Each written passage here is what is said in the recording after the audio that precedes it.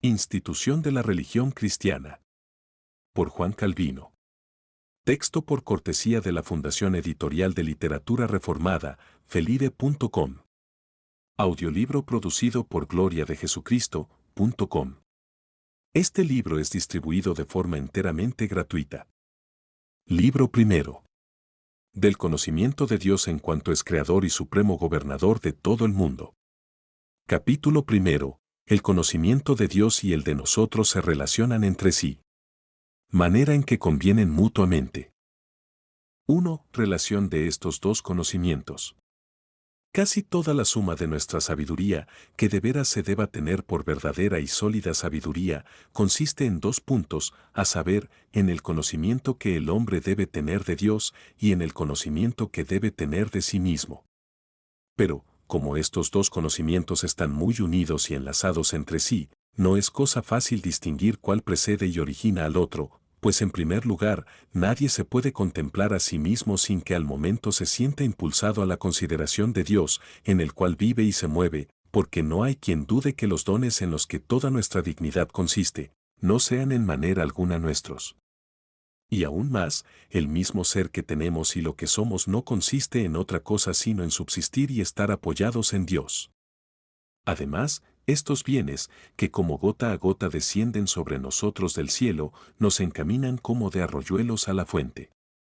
Asimismo, por nuestra pobreza se muestra todavía mejor aquella inmensidad de bienes que en Dios reside, y principalmente esta miserable caída, en que por la transgresión del hombre caímos, nos obliga a levantar los ojos arriba, no solo para que ayunos y hambrientos pidamos de allí lo que nos haga falta, sino también para que despertados por el miedo, aprendamos humildad. Porque como en el hombre se halla todo un mundo de miserias, después de haber sido despojados de los dones del cielo, nuestra desnudez para grande vergüenza nuestra, descubre una infinidad de oprobios, y por otra parte no puede por menos que ser tocado cada cual de la conciencia de su propia desventura, para poder por lo menos alcanzar algún conocimiento de Dios. Así, por el sentimiento de nuestra ignorancia, vanidad, pobreza, enfermedad, y finalmente perversidad y corrupción propia, reconocemos que en ninguna otra parte sino en Dios hay verdadera sabiduría, firme virtud, perfecta abundancia de todos los bienes y pureza de justicia, por lo cual, ciertamente nos vemos impulsados por nuestra miseria al considerar los tesoros que hay en Dios. Y no podemos de veras tender a Él, antes de comenzar a sentir descontento de nosotros. ¿Por qué? ¿Qué hombre hay que no se sienta contento descansando en sí mismo? ¿Y quién no descansa en sí, mientras no se conoce a sí mismo, es decir, cuando está contento con los dones que ve en sí, ignorando su miseria y olvidándola? Por lo cual el conocimiento de nosotros mismos, no solamente nos aguijonea para que busquemos a Dios, sino que nos lleva como de la mano para que lo hallemos. 2. El hombre en presencia de Dios.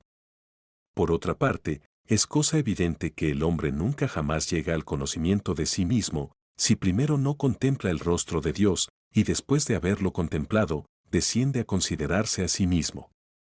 Porque, estando arraigado en nosotros el orgullo y soberbia, siempre nos tenemos por justos, perfectos, sabios y santos, a no ser que con manifiestas pruebas seamos convencidos de nuestra injusticia, fealdad, locura y suciedad. Pero no nos convencemos si solamente nos consideramos a nosotros y no a Dios, el cual es la sola regla con que se debe ordenar y regular este juicio. Porque como todos nosotros estamos por nuestra naturaleza inclinados a la hipocresía, cualquier vana apariencia de justicia nos dará tanta satisfacción como si fuese la misma justicia. Y porque alrededor de nosotros no hay cosa que no esté manchada con grande suciedad, lo que no es tan sucio nos parece limpísimo mientras mantengamos nuestro entendimiento dentro de los límites de la suciedad de este mundo, de la misma manera que el ojo, que no tiene delante de sí más color que el negro, tiene por blanquísimo lo que es medio blanco o oscuro. Y todavía podremos discernir aún más de cerca por los sentidos corporales, cuanto nos engañamos al juzgar las potencias y facultades del alma. Porque si al mediodía ponemos los ojos en tierra o miramos las cosas que están alrededor de nosotros, nos parece que tenemos la mejor vista del mundo. Pero en cuanto alzamos los ojos al sol y lo miramos fijamente, aquella claridad con que veíamos las cosas bajas es luego de tal manera ofuscada por el gran resplandor, que nos vemos obligados a confesar que aquella nuestra sutileza con que considerábamos las cosas terrenas, no es otra cosa sino pura tontería cuando se trata de mirar al sol. De esta misma manera acontece en la consideración de las cosas espirituales. Porque mientras nos miramos más que las cosas terrenas, satisfechos con nuestra propia justicia, sabiduría y potencia, nos sentimos muy ufanos y hacemos tanto caso de nosotros que pensamos que ya somos medio dioses. Pero al comenzar a poner nuestro pensamiento en Dios y a considerar cómo y cuán exquisita sea la perfección de su justicia, sabiduría y potencia a la cual nosotros nos debemos conformar y regular, lo que antes con un falso pretexto de justicia nos contentaba en gran manera, luego lo abominaremos como una gran maldad.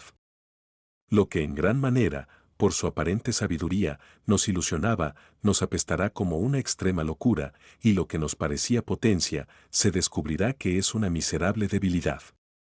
Veis pues, como lo que parece perfectísimo en nosotros mismos, en manera alguna tiene que ver con la perfección divina. 3 ejemplos de la Sagrada Escritura. De aquí procede aquel horror y espanto con el que, según dice muchas veces la Escritura, los santos han sido afligidos y abatidos siempre que sentían la presencia de Dios. Porque vemos que cuando Dios estaba alejado de ellos, se sentían fuertes y valientes, pero en cuanto Dios mostraba su gloria, temblaban y temían, como si se sintiesen desvanecer y morir. De aquí se debe concluir que el hombre nunca siente de veras su bajeza hasta que se enfrente a la majestad de Dios. Muchos ejemplos tenemos de este desvanecimiento y terror en el libro de los jueces y en los de los profetas, de modo que esta manera de hablar era muy frecuente en el pueblo de Dios.